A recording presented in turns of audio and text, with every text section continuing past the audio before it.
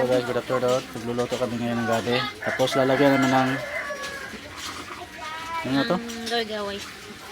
Lalagyan namin ng gaway-gaway guys. Masarap ito. Hindi ko lang alam guys kung anong tawag ninyo nitong bulaklak ng ano. Tawag sa amin ito gaway-gaway yan. May gabi yan guys at saka ano lalagyan ng Kalkag.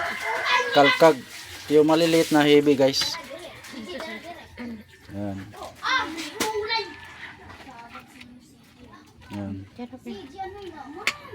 May kontil ko na yan. Masarap yan guys. Nakakalimutan mo yung pamilya mo kapag ka nakakain ka nito o nakatikim mo. Yan. Kaya lang medyo mahirap hanapin tong bulaklak ng gaway-gaway guys kasi bibihira lang tong namumulaklak tong klaseng ano na to eh. Klaseng kahoy na ito eh. Lagyan din sa natin. So yan lang guys ano. Para may idea kayo kung paano magluto ng ganito. Yan lang yung mga simpleng pagkain na niluluto dito guys para sa ano, tanghalian.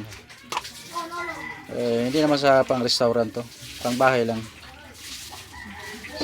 So yan lang, maraming salamat sa panonood nyo guys ano.